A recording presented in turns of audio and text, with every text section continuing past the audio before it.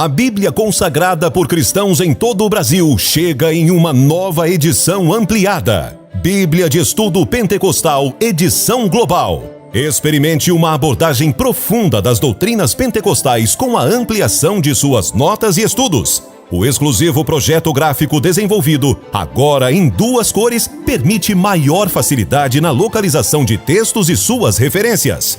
Novos diagramas, ilustrações e mapas ao longo do texto compõem um vasto conjunto de recursos para auxiliar o entendimento do contexto dos tempos bíblicos. Sistema de referência cruzada, artigos, localizadores temáticos, introdução de livros e muito mais. A Bíblia, que é sinônimo de solidez da doutrina pentecostal, ficou ainda melhor. Aprofunde seu conhecimento na riqueza que é a Palavra de Deus através da Bíblia de Estudo Pentecostal, edição global. À venda nas livrarias evangélicas, na rede de lojas CPAD e através de nossa central de atendimento 0800 021 7373. Ou acesse nosso site cpad.com.br. Bíblia de Estudo Pentecostal, edição global. Um produto com a qualidade CPAD.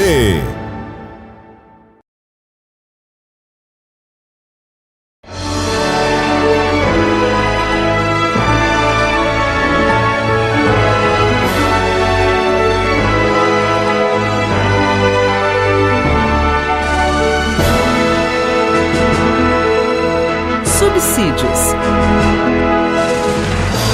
Lições Bíblicas Adultos. Lição 3. Ciúme, o mal que prejudica a família. Mais uma vez, nessa terceira lição da nossa revista de escola dominical, o tema é ciúme, um mal que prejudica a família. Imaginem, caros professores e superintendentes, alunos da escola dominical, a importância desse assunto sendo tratado como um assunto que está presente na vida íntima de muitas famílias cristãs. Ciúme, um mal que prejudica a família. Eu usei como texto bíblico, ou texto áureo, na verdade, o texto que está em Tiago 3:16, que diz o seguinte: pois onde há inveja e rivalidade, aí há confusão e toda espécie de coisas ruins. Tiago 3:16. Na nossa revista, você tem uma verdade prática que aparece com esta colocação: o ciúme é uma obra da carne e só o fruto do Espírito é capaz de superar as consequências ruins dessa emoção. Eu acrescento ainda um pouquinho mais nessa verdade prática. O ciúme tem uma patologia psicológica e só o fruto do Espírito poderá curar desse mal.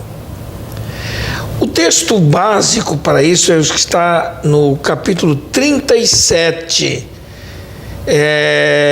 do livro de Gênesis, e diz assim a palavra. É interessante a gente ler para ficar bem vivo na mente de todos aqueles que vão estudar esse texto.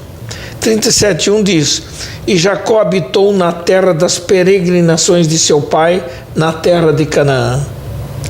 Essas são as gerações de Jacó. Sendo José de 17 anos, apacentava as ovelhas com seus irmãos. E estava este com os filhos de Bila e com os filhos de Zilpa, mulheres de seu pai. E José trazia uma má fama deles a seu pai. E Israel, que é Jacó no caso, amava José mais do que todos os seus filhos, porque era filho da sua velhice, e fez-lhe uma túnica de várias cores. Vendo, pois, seus irmãos que seu pai o amava mais do que a todos os seus irmãos, aborreceram-no e não podiam falar com ele pacificamente. Avançando um pouquinho no versículo 11, diz assim: seus irmãos, pois, o invejavam. Seu pai, porém, guardava este negócio no seu coração. Avançando mais um pouquinho além do 11 para o versículo 18, nós temos o seguinte texto que diz: e viram-no, está falando dos irmãos de José, de longe, e antes que chegasse a eles, conspiraram contra ele para o matarem. Mais à frente, no versículos 23 em diante, 23 e 24, diz assim: e aconteceu que, chegando José a seus irmãos, eles tiraram de José a sua túnica, a túnica de várias cores que trazia, e tomaram-no e lançaram-no na cova. Porém a cova estava vazia, não havia água nela.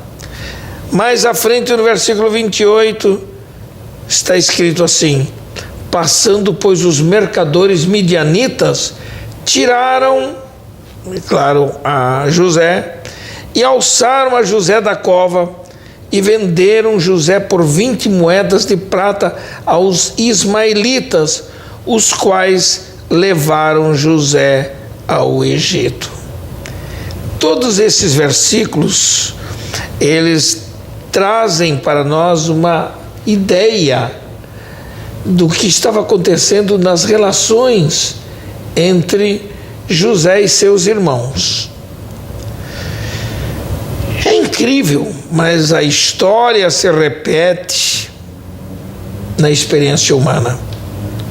Os mesmos sentimentos ruins que acometeram Abraão e Isaque, agora aqui nessa história, também acometeram na história de Jacó, filho de Isaque e Rebeca.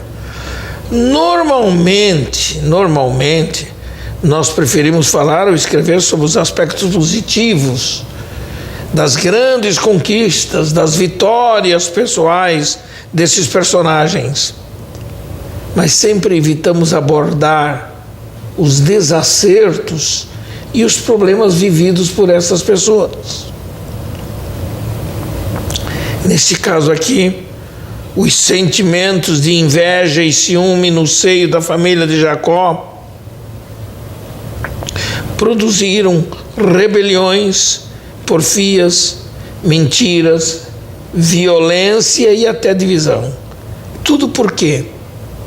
O velho Jacó, repetindo o que o seu pai fazia e que seu avô também acabou fazendo, eles acabaram por produzir esse mal-estar e divisão dentro da família. Muito especialmente a história dos filhos de Jacó não é apenas uma história comovente, mas ela destaca o modo errado e equivocado de tratamento do pai Jacó para com seus filhos. É lamentável, mas, mais uma vez, por uma demonstração de favoritismo a José, o filho amado e mimado de Jacó e Raquel, isso o tornou alvo da inveja e de ciúme dos seus irmãos. Jacó não só demonstrava atenção especial para com José, mas o tornou um filho de confiança dele, especialmente. José, por outro lado, jovem, imaturo, até certo ponto inocente, soube aproveitar os benefícios que o pai lhe proporcionava. E que fazia ele? Delatava ao pai sobre as más ações de seus irmãos no serviço do pastoreio de ovelhas e de cabras. Seus irmãos, ao serem cobrados pelo pai das más ações praticadas fora de casa, sabiam que José era quem os delatava, e por isso eles o hostilizavam. Esse sentimento não só promoveu o conflito familiar, mas desenvolveu um sentimento de rejeição contra José da parte de seus irmãos. Agora, existe algo de interessante nessa história. Quando José começou a receber revelações de Deus em sonhos, que o colocava sempre em posição de superioridade em relação aos seus irmãos, como no caso do sonho dos molhos de trigo, seus irmãos ficaram revoltados, o rejeitaram e o aborreceram e não quiseram conversar mais com ele pacificamente. Está lá em Gênesis 37, versículo 4.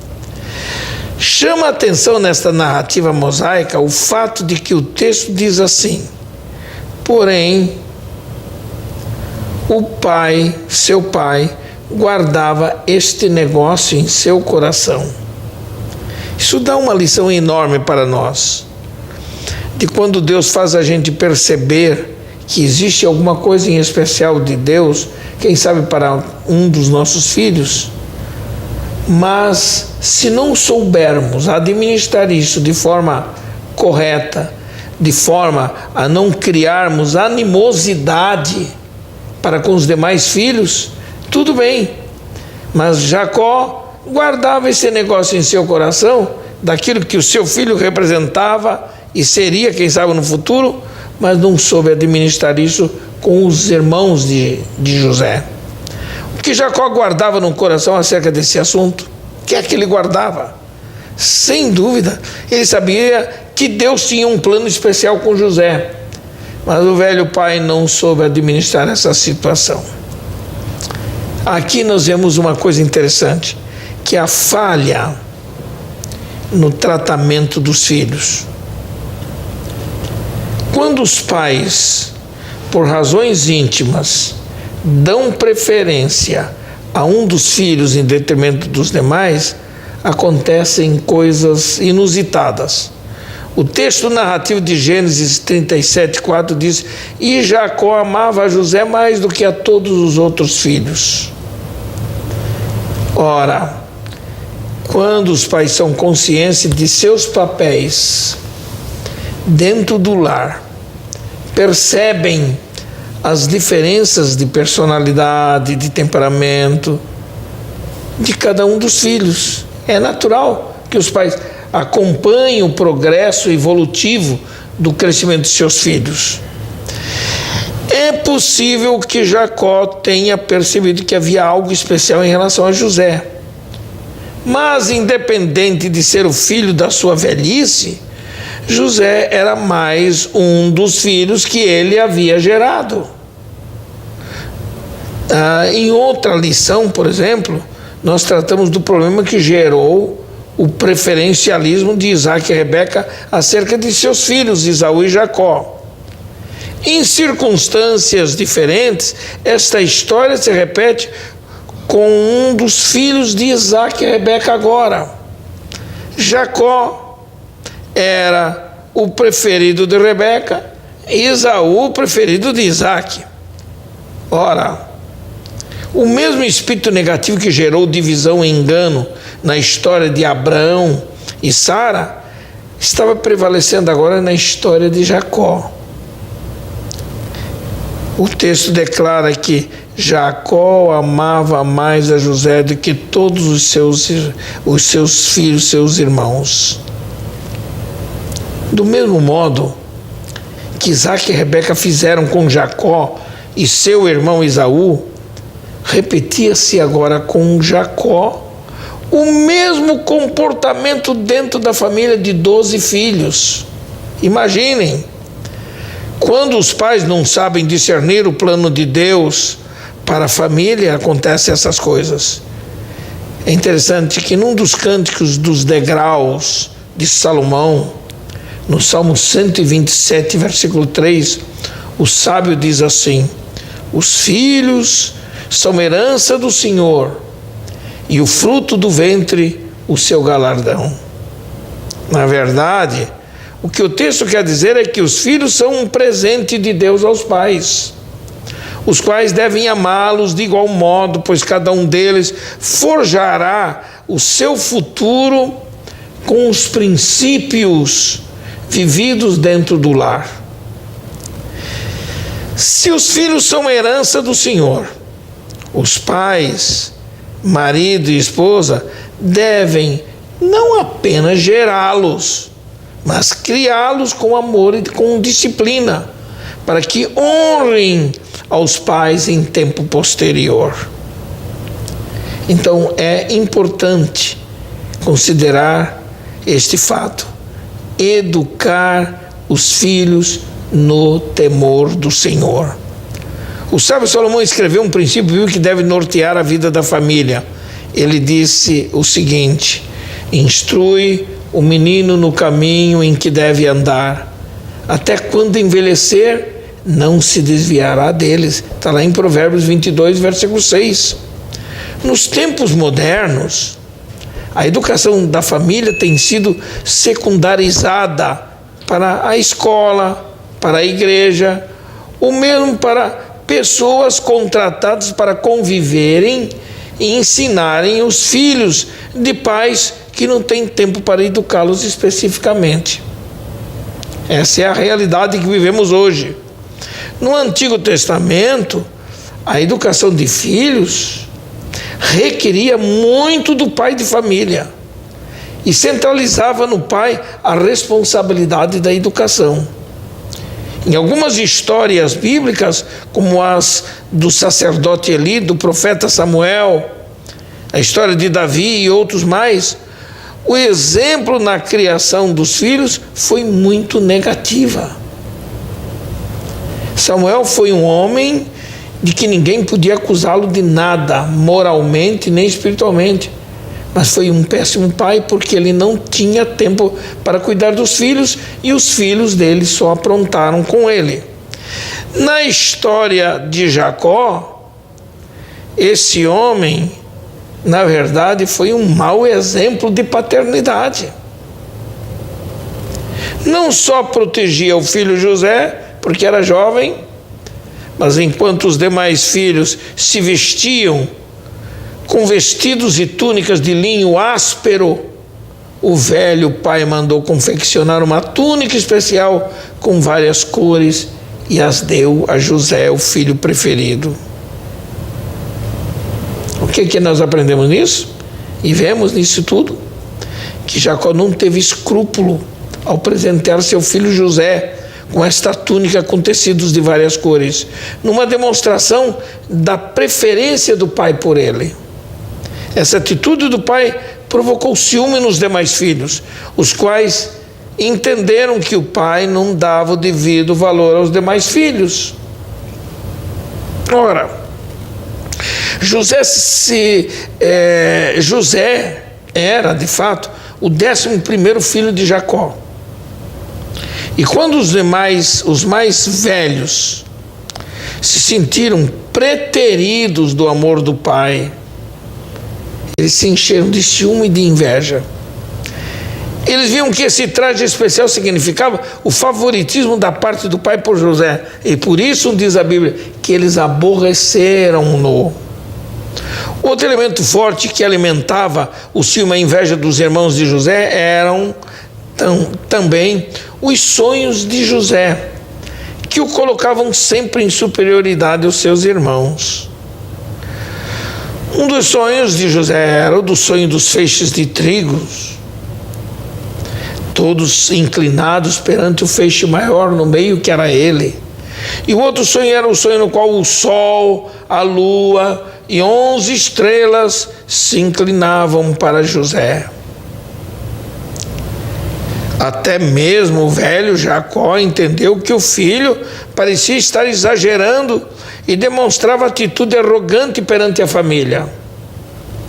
Quando José contou seus sonhos perante seus irmãos e seu pai, a reação foi total rejeição por José, porque eles entenderam que José agia com arrogância e presunção em relação a eles, por isso o rejeitaram.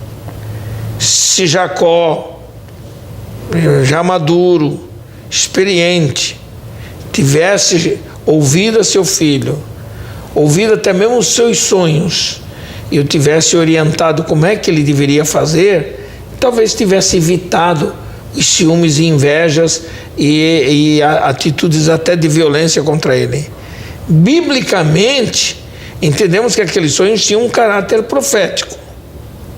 Mas os irmãos de José entenderam não como uma profecia, mas entenderam como uma atitude presunçosa da parte de José. Eles não podiam prever nem imaginar que aqueles sonhos se cumpririam alguns anos depois. Mesmo tendo passado por humilhações e sendo tratado como escravo, Deus cuidou de sua vida de tal modo, dando a José inteligência e espiritualidade suficientes para conquistar o coração do faraó e vir posteriormente a tornar-se o governador do Egito. Está lá em Gênesis 41. É isso que nós vemos no futuro dessa profecia. Mas voltemos um pouquinho ao problema, ao assunto dessa lição. Quais são os males provocados pelo ciúme dentro de uma casa, dentro de um lar cristão? Em primeiro lugar, na história de Jacó e dos seus irmãos, dos seus filhos, a túnica foi objeto do ciúme dos irmãos de José. O texto de Gênesis 37:3 diz assim: ora, Israel amava mais José do que todos os seus outros filhos, porque era o filho da sua velhice, e mandou fazer para ele uma túnica talar de mangas compridas. A ausência de José no clã familiar de Jacó foi sentida por muito tempo depois que foi vendido e foi levado como escravo, porque a mentira de seus irmãos era a de que José havia sido devorado por algum animal do campo. E tudo o que o velho tinha de lembrança do filho José era a túnica que ele havia dado a José, a túnica de várias cores e ainda manchada de sangue de um animal qualquer e não de alguma tragédia que tivesse acontecido com ele. Sabe-se que a vestimenta tradicional do povo antigo era, no máximo, de 2 cores e feita de fios de linho grosso. Porém, os irmãos de José pouco se importavam com a túnica, porque o sentimento que prevalecia no coração deles era o sentimento de menosprezo da parte do pai por eles. Havia algo mais forte que o veneno de cobra, que era o ciúme, pelo fato de que José possuía algo que eles queriam. O ciúme provocado pela má atitude de Jacó promoveu tristes consequências na família. Daí vemos o agente causador do conflito familiar, que foi o ciúme. Ora, o ciúme é um sentimento que parte de um coração egocêntrico. Os irmãos de José se sentiam ignorados pelo pai. Por inexperiência e imaturidade, o comportamento de José, em razão de gozar do favoritismo do pai, o fez agir com arrogância e imaturidade. Era o orgulho ferido de cada um daqueles homens que não aceitavam as conversas de José, especialmente quando ele falava dos seus sonhos. José não percebia que o seu coração era também egocêntrico e por isso ele se colocava no centro das atenções. Por essa razão, seus irmãos se encheram de rancor e de ódio, desejando até mesmo matá-lo. O ciúme, neste contexto, agia como um cancro infeccioso que desenvolve células anormais e que se espalham pelo corpo de forma doentia. O ódio, o rancor, a inveja são como essas células doentes, difíceis de serem curadas. O sábio Salomão declarou em Provérbios 6:34 que o ciúme desperta o furor. Paulo disse aos coríntios certa feita: porque ainda sois carnais, pois havendo entre vós inveja, contendas e dissensões, não sois porventura carnais e não andais segundo os homens? 1 Coríntios 3:3. Vejam só que lições aprendemos. Então o que nós aprendemos nisso aqui? Que o ciúme pode se transformar num agente de tragédia familiar, quando ela é desenvolvida dentro do lar. Inveja e ciúme são praticamente sinônimos, pois a inveja é a dor de não ter algo e de se sentir dono, enquanto que o ciúme é a dor de ter algo e de ter medo de perder. Ciúme é o medo de perder o afeto de alguém. Na história da família de Jacó, o ciúme dos filhos foi capaz de causar grandes danos na vida emocional daquela família. O ciúme contra José induziu seus irmãos a desejarem se verem livres de José. E o seu ódio alimentado por esse ciúme os levou a quererem fazer mal contra José e tirá-lo completamente do seu convívio. Foi por isso que posteriormente eles venderam os midianitas e José foi levado como escravo.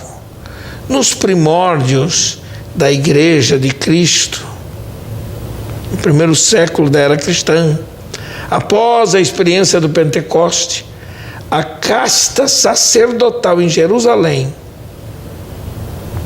demonstrava inveja e ciúme dos apóstolos, porque eles operavam milagres e porque eles tinham a atenção de todo o povo.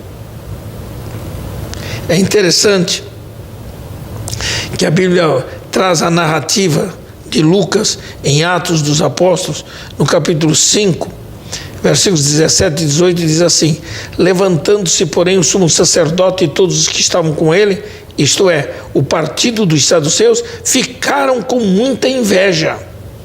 Prenderam os apóstolos e os recolheram à prisão pública. O ciúme dos saduceus era pela perda de prestígio para com o povo.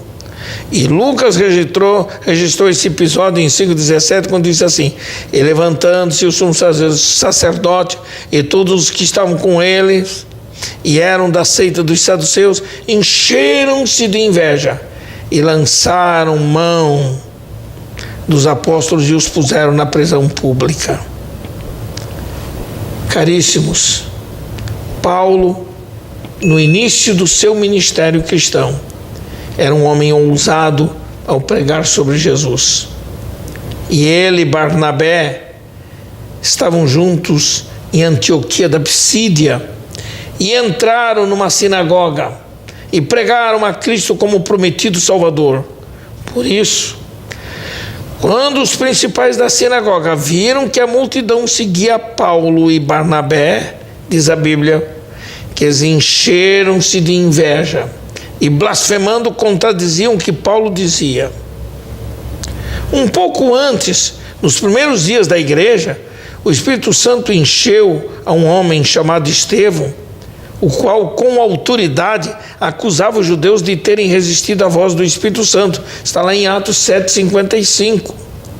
Os principais da sinagoga estavam ouvindo e enchendo-se de ódio. Enfureceram-se, gritaram, taparam os ouvidos, rangiam os dentes de ódio contra Estevão. E diz o texto em Atos 7,59, e apedrejaram a Estevão. Estevão, em sua erudição e mensagem corajosa, foi capaz de acusar aqueles homens de terem matado Jesus Cristo. Esses episódios que aparecem aqui já no Novo Testamento mostram aspectos gerais do sentimento de ciúme e de inveja que é capaz de produzir grandes danos às pessoas. Então nos perguntamos: como superar esses sentimentos carnais? Vou começar pelo problema do ciúme na vida conjugal. Não vou aprofundar nesse assunto, mas vou dizer algumas coisas. Vários são os problemas que criam os conflitos dentro de um lar.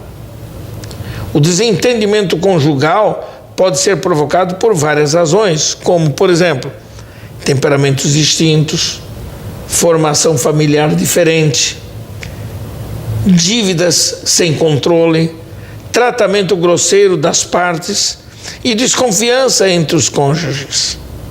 Neste último item, percebe-se que uma das principais causas do conflito conjugal é quando o casal vive sob a desconfiança um do outro. Por exemplo, o ciúme pode ser um sentimento de caráter emocional que pode acarretar muitos males para a vida cotidiana, da vida do casamento e do casal.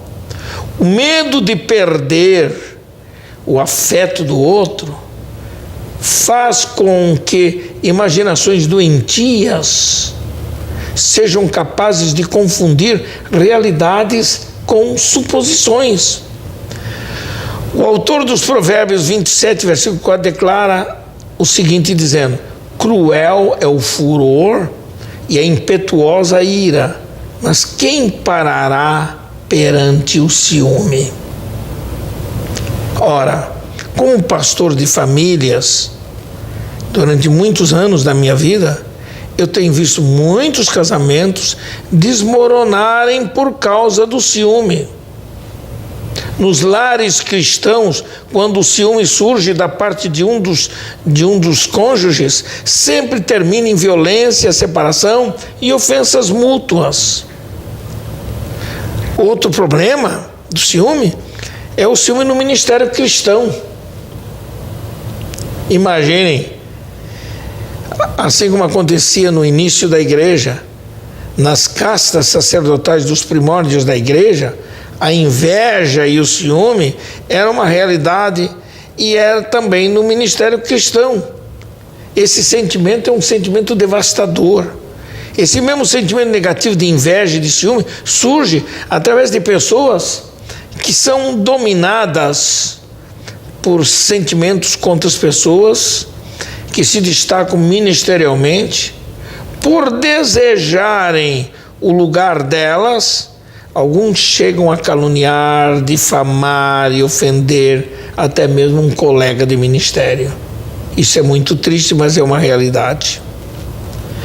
Mas como entender um texto que está lá em Gálatas 5, 16 e 26? É muito interessante a gente considerar. E eu quero ler esse texto. Eu vou ler esse texto. Gálatas 5. E eu quero que vocês prestem bem atenção nisso, porque é um texto muito interessante. Capítulo 5, versículos 16 e 17. O texto diz o seguinte aqui. Olha o que diz a palavra. Digo, porém, andai em espírito e não cumprireis a concupiscência da carne. E depois o versículo 26 diz mais: não sejamos cobiçosos de vanglórias, irritando-nos uns aos outros, invejando-nos uns aos outros. Isso é o que a Bíblia ensina e que Paulo, pelo Espírito Santo, entendeu. O apóstolo Paulo percebeu pelo Espírito que os crentes das igrejas na Galácia enfrentavam algumas dificuldades para viverem uma vida cristã vitoriosa no relacionamento cristão dentro da igreja. Algumas obras da carne prevaleciam entre os Gálatas. Sentimentos carnais, entre os quais a inveja e o ciúme, que predominavam na vida cristã de muitos daqueles cristãos. No texto de Gálatas 5,16, Paulo exorta: andai em espírito. É interessante que isso aí está na Almeida Revista e Corrigida, que nós usamos muito na Assembleia de Deus. E na NVI, que é muito boa também, o texto é traduzido assim: vivam pelo Espírito. Ora, o modo lógico de viver vitoriosamente sobre as obras da carne é não satisfazer com as concupiscências da carne. É interessante que a palavra concupiscência, no grego bíblico, é epitomia, que significa o seguinte: anseio por aquilo que é proibido. Ou seja, é um forte desejo irrefreável. Significa desejo desenfreado por algo que não é seu. Essa é a ideia de satisfazer a concupiscência da carne. Ora, para que esse sentimento mau não influencie a sua vida, você precisa esforçar-se para andar no Espírito. Já no texto de Gálatas 5:26, Paulo exorta assim: a que não sejamos cobiçosos de vanglórias. O que significa vanglória? O seu significado mais simples diz respeito àquele que busca a exaltação dos próprios méritos. Diante de Deus, não há espaço para jactância pessoal. Na Bíblia King James, em 2 Coríntios 10:18, eu gosto da colocação. Paulo declara assim: quem se gloria não será aprovado. A vida no Espírito implica em imergir no rio do Espírito e encher-se de humildade, pois na presença de Deus e nas relações humanas é a atitude de humildade que prevalece. E para concluir, esta lição sobre o cuidado com o ciúme, que começa dentro de casa. Às vezes o apóstolo Paulo aconselha a que andemos dignamente e evitemos contendas e ciúmes. O único modo de deter o poder destrutivo do ciúme é buscar desenvolver o fruto do Espírito. Que Deus abençoe a todos, em nome do Senhor Jesus. Que essa lição sirva de bênção para cada família, para cada casal e para a administração interna de cada caso, de cada casa, de cada lar cristão, em nome de Jesus.